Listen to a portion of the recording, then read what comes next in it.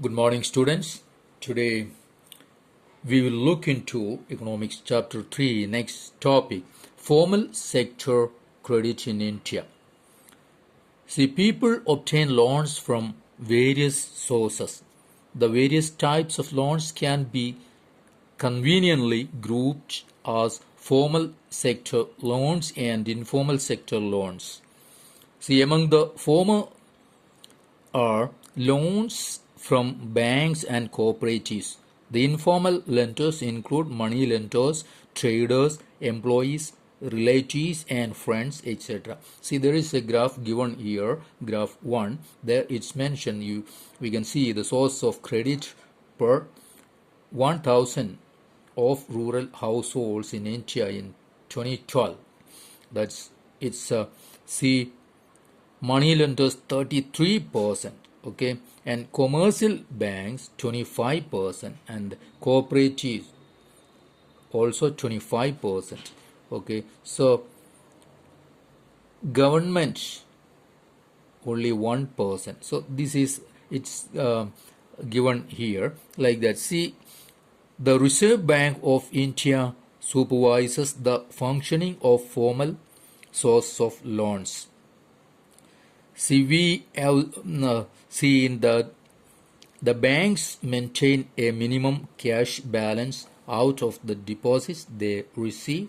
The RBI monitors the banks in actually maintaining cash balance. Similarly, the RBI sees that the banks give loans not just to profit-making businesses and traders, but also to small cultivators, small scale industries, to small borrowers, etc.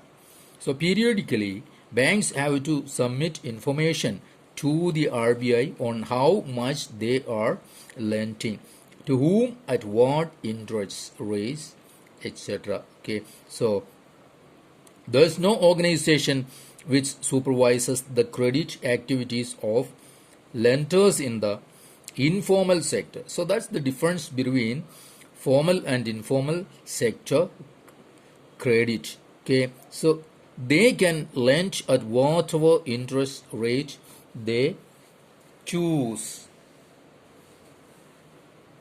There is no one to stop them from using unfair means to get their money back.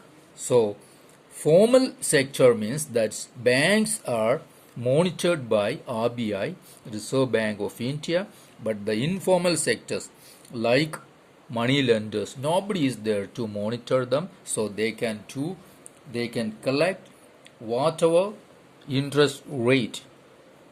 Now, compared to the formal lenders, most of the informal lenders charge a much higher interest on loans. Thus, the cost to the borrower of informal loans is much higher. It's common, and we know that, see, informal sector credit is very high cost. Okay, higher cost of borrowing means a larger part of the earnings of the borrowers is used to repay the loan. Hence, borrowers have less income left for themselves. See, in certain cases, the high interest rate for borrowing can mean that the amount to be repaid is greater than the income of the borrower. So, the amount, the loan that is to be repaid can be more than the income of the borrower.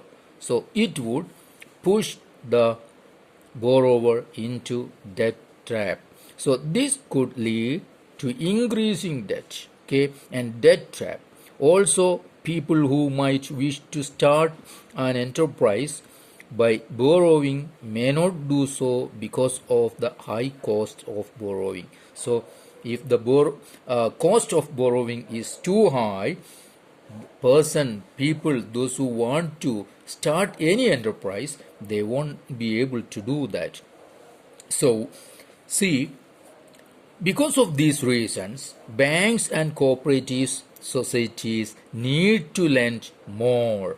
See, banks and cooperative societies should give more loans because the informal lenders, they charge a high rate of interest, and this pushed the borrowers into debt traps. So this would lead to higher incomes, and many people could then borrow cheaply for a variety of needs.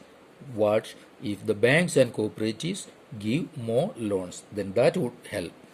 They could grow crops, do business, set up small scale industries, and they could set up new industries or trade in goods. Cheap and affordable credit is crucial for the country's development. See, cheap and affordable credit is very important in the development of our country or any economy. So that's the importance, that's the need of the time, that cooperatives and banks should give more credit to poor people and those who are looking for credit. Now, formal and informal credit, and who gets what? Which group of people are getting the credit from formal or informal um, credit, or from banks or money lenders? That's what we are going to look here. There is a graph given here, graph 2. It gives an account of the whole. See how was the share of the credit received by different group of people. Okay, see, mostly this graph shows the importance of formal and informal sources of credit for people in urban areas. Mostly the people in urban areas get more formal credits. The people are divided into 4 groups, from poor to rich, as shown in the figure. You see the figure, graph 2. See, 80% of the loans taken by poor households in the urban areas are from informal sources. See, 85% of the loan taken by the poor people in urban area from where? That is from informal credit. Okay, informal sources. And the rich urban households, see, they get 90%. See, only 10% of their loans are from informal sources and 90% are from formal sources. A similar pattern is also found in rural areas. The rich households are availing cheap credit from formal lenders, whereas the poor households have to pay a large amount for borrowing. So how large amount for borrowing? Means they have to give more interest. That's it. Okay, so what does all this suggest? What can we say about these, say, formal and informal credit sources, and those who are getting it? See, first, the formal sector still meets only about half of the total credit needs of the rural people. See, only half of the rural people's needs are met by the formal source of credit. Okay, the remaining credit needs are met from informal sources. Now, most loans